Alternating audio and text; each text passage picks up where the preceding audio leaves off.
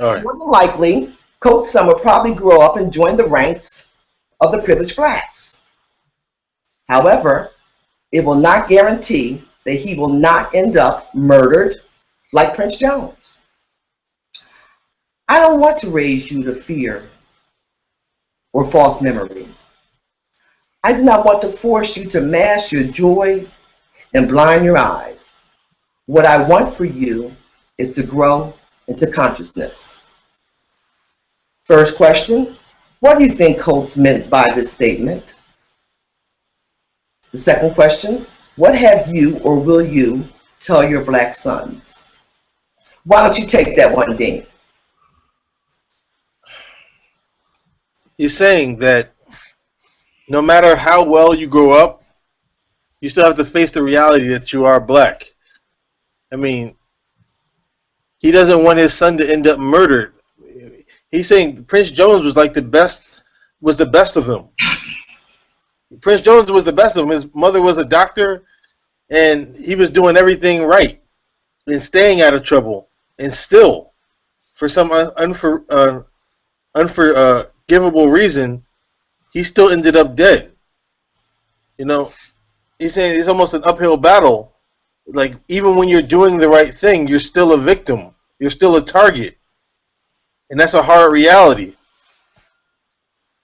Like, you don't want to raise your child in fear that something bad is going to happen to them, but you have to raise them with the information of how the world is going to view them so that they can be prepared for all situations. You know? It's like I don't want to raise my child with fear in his eyes, but he does need to be raised aware. And that's the shade that we live with. That's the issues that we live with. Like, he wants him to be like conscious that the world may have some love for him, but it will also have some hate for him. And he doesn't want him to walk blindly into situations that will hurt him. You know, stuff like that. And what would I tell my son? I'll tell him that even if the world's going to be vicious, it's not a reason for it to turn his light off or to blow out his shine, the spark inside of him that makes him the person that he is. You know, don't let the fact that the world is against you or some people are against you change you. Don't let that bring you down so that the one life that you have will be lived in a dim light, you know. But I also try to prepare him for the people who may be against him so that he knows what to do when he gets into those situations. It'll increase his chances of survival if he's armed with some type of information versus being led out there blindly. You know, teach him places not to go, things that he should not do in certain situations, proper manners, so that no one can just say they thought he had something. So, you know, I'll teach him how to survive. What you got, Venita? He wants him to grow into consciousness. He wants him to be aware of his surroundings, to be aware of who he is, to be aware of what he stands for, and to be aware that he is a black man. So he'll be able to navigate himself through life. Because Coach is trying to let him know that it is going to be a challenge. He still wants him to be joyous. He doesn't want him to walk around with fear. But he just wants him to be conscious of what's going on. And how do we do that? Through educating ourselves. Living in the truth, which is sometimes what some of us have a hard time doing. I'm sure I've even been at some point in my life guilty of that. But that's what he wants for his son. He wants love and happiness. He wants him to have a fabulous life. Because he will rejoin the ranks of the privileged blacks. But he doesn't want him to be aware that just like Prince Jones, that educated black man that was a law-abiding, God-fearing citizen, did not save him from being killed.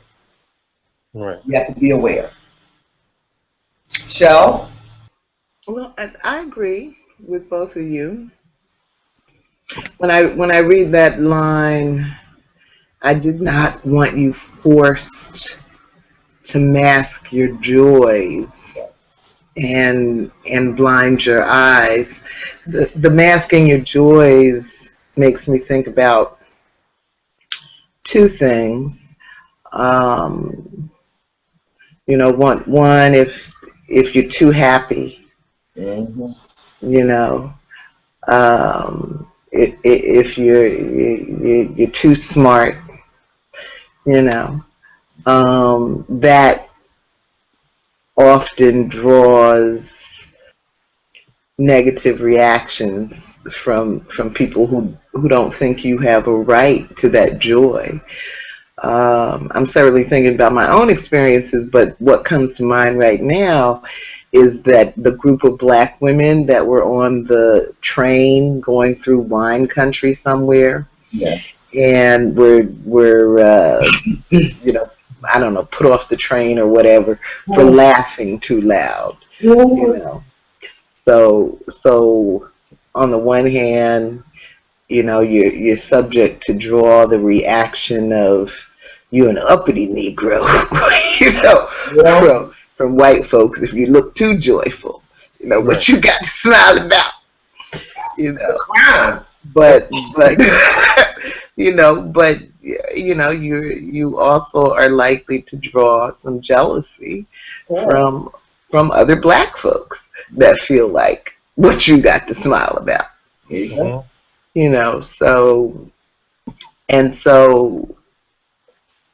you can fall into masking your joy when you allow yourself to be too identified with what other people think of you.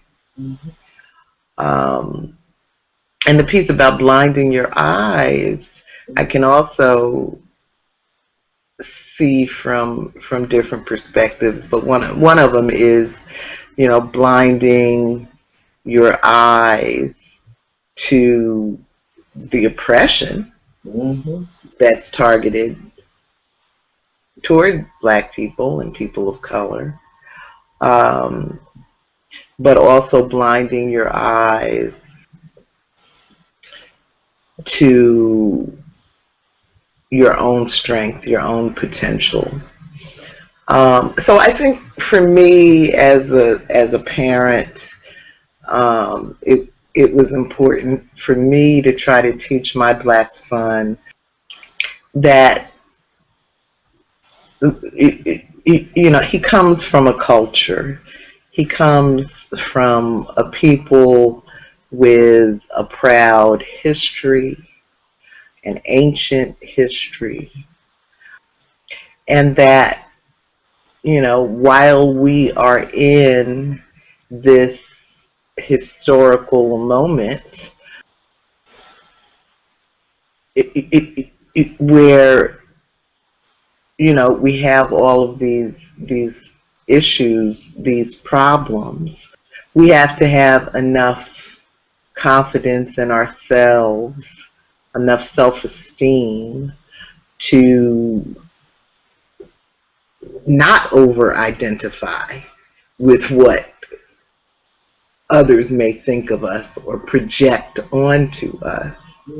And there's always all this projection going on. You know, right now we're in a 24-hour news cycle, you know, on the situation in Paris. Yeah. And I watch. I have you know, one of my friends is it's from Paris, so that's probably why the story really kind of caught my eye. But I was watching it all evening yesterday, and of course they didn't know, you know, no one had claimed responsibility for the attack. And so today, apparently, ISIL claimed responsibility, and so you start to hear some mention of Syria. You know, but what you don't hear is how the United States and France involved are bombing the hell out of Syria. Right. Real. You know, what you hear are those barbarians. Of course, propaganda. Yeah. Right. And it's like, and you hear it over and over and over again. You take it as fact. You take that as the only story, and it's a fact. And you take that as the only story. That's how propaganda works. Right. Well, and so that's what was important for me, you know, as a mother, to help you figure out fact from fiction. There's a whole lot of fiction going on. A lot of oh, I know. And anytime somebody builds a propaganda against someone else, chances are that they have a hand in it. They have a hand in some damning information themselves. That's why I never believe in propaganda, what the news says, because it's a slanted viewpoint. Well, it's a very slanted viewpoint. Well, you should understand that being a black man, Dean, right. Look at the news. The only thing we do is run around killing folks, backing it up, bitch. Full of kids running around hungry. We can't. Or look at the Mizzou situation. You know, black folks went on strike. They weren't happy about something. They went on strike. The football team went on. The whole football team. Is that what you're supposed to do? That's what you're supposed to do. No, you know, that's what you're supposed to do. Oh, you know. Meanwhile, now these folk are running around, you know, threatening to kill people. Yes. Right. Because what? You were successful? Yes. You realize it's the same way with the old cliche that I hear quite often from folks. Why are black people so angry? They always say that. Why are black people so angry? I don't understand. Things have gotten better. Aren't things better, Venita? And why are they so angry? Because what is better? Well, the point is, and once again, here we go. You know, folks are in some fantasy world, you know, and everyone is in their own little world. And they're pretty much they really can't understand what's going on. Like the issues that, right. The Iraqi war. Now, lots of folks will believe that as the United States want to have them believe that we went over there to liberate the people. No. First of all, the people didn't ask to be liberated. No. Their beliefs are their beliefs, number one. They did not call the United States and say, please come and liberate us, because we need you like this. They didn't put emphasis on why they're really there, like, we want your stuff. We want your stuff. Right. That top 1% wants to control that oil because we have a lot of money invested in that oil. And Saddam Hussein, listen, we gave you the weapons to do what you wanted to do. But when we gave those weapons, we told you that we were in control. Now all of a sudden you're going to tell me, Saddam, that you're going to do what you want to do? Another big reason to go over there? The United States said hell to the no. Right. And they choked the air out of them. But what most of the country doesn't realize is that we gave him what he needed to do what he did. They don't talk about that. So it's the same way with France. It's the same way. And the story on France, I'm really amazed anyway about France. Because why is it such a shocker? It's happening all over the place. Why is it? Because it's France? You know, and all of a sudden everybody's like, "Oh my God, really?" Right? Because they really expect they can beat up on folk, and they will never fight back. They will never hit back. There you go. There you go. And another big reason to go over there would be poppy seeds for for opiates. You get a lot of opiates from Asia, not just oil. You know, that's another big reason to go over there is for drugs. Well, we know that too. It's all about the dollar bill. Big business, a Right. dollar bill.